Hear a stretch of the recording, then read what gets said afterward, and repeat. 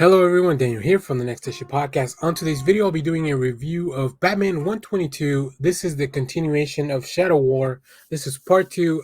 If you're not caught up on Shadow War, go check out our video for Shadow War Alpha, the original issue.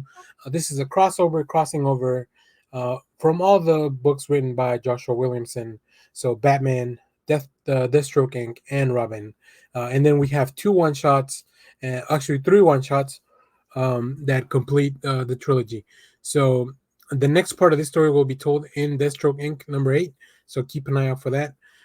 This issue specifically is written by Joshua Williamson with art by Howard Porter, colors by Tomeu Morey, and letters by Clayton Cowles. In this issue, as Ra's al Ghul is dead and Talia is out for revenge, Batman is on the case to find Deathstroke before Talia's elite killers do. But Batman starts to piece together that not everything is what it seems in Ra's death, and knows whom he must interrogate to get the answers. Talia herself. Can the two former lovers ever work together again? Plus, there's a backup story showing the tale of the secret fight between Deathstroke and Batman, which actually it's pretty exciting. I don't have any preview art for that, but I really like it. Let's talk about the art first. Look, Howard Porter has been doing this stuff for a long, long time. If you read Williamson's Flash, you saw that Porter was one of the main artists on that rotating cast. And I just really like his stuff. It's very stylized, and I think that really plays well for the striking imagery that you need on a book like this with the assassins and Batman and on the hunt. Let's check out another panel. I love here the flowing cape, and I think Porter is just really good at those details that make things look like super cool. Very stylized, very much different from the prior art where it was more really what I would call house style. But I think Howard Porter does a fantastic job. Here we have the detective. Batman in this book is really being a detective here as he works with the police to investigate the death of Ras, and just like I love seeing all his gadgets and just people being impressed by the way he does. So as we mentioned in the uh, in the synopsis of the book, there is a clue, and Batman realizes that this may not be exactly what it seems. And knowing Ra's al Ghul, like you know that you can't really trust everything that's in front of you. So here we have the detective now leaving the case to go talk to Talia. And if you are familiar with their story, like they have a very complicated history. They have a kid, which is Damien.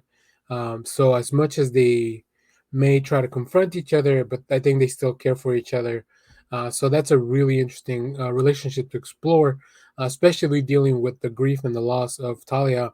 In the meanwhile, Robin's going to go off in his own direction. I think that's coming in the next, probably in the Robin issue. I think in Deathstroke, and we're going to deal with how Deathstroke is trying to prove that it wasn't him, because I think that was the premise that we saw. So I'm very excited. I love events like this that take place in, like, when one writer's in full control of everything. I think that's really cool. But we get to hop around different books, and as much as I wasn't picking up Deathstroke or Robin on singles, but I will for this, just so I can have this complete story.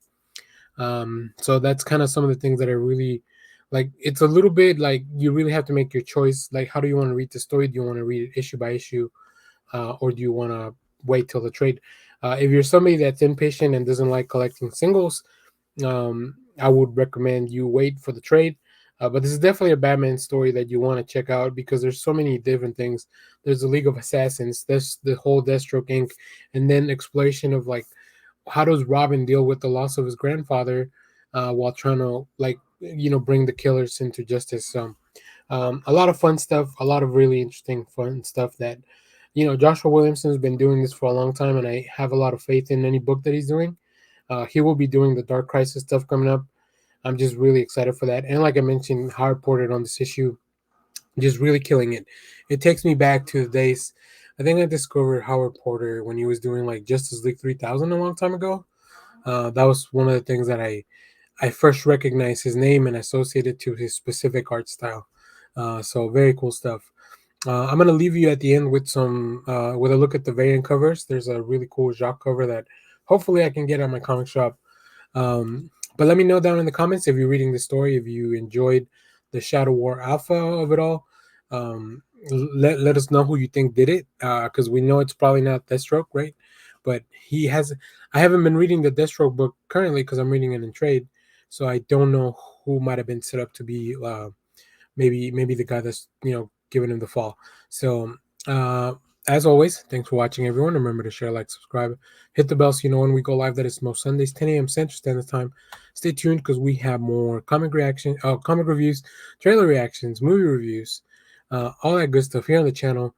We just dropped our Morpheus review, so go check that out if that's something that maybe if it's part non-spoiler. So if you haven't seen the movie and you're trying to make up your mind, maybe that'll help you. Also, we have a full discussion on Moon Knight episode 1, all that stuff. Our live episodes, a lot of fun. So thanks for watching, everyone. I'll leave you with a look at those variants and let us know in the comments which one you picked up, if not all three, like I usually do. Thanks, everyone. Bye-bye.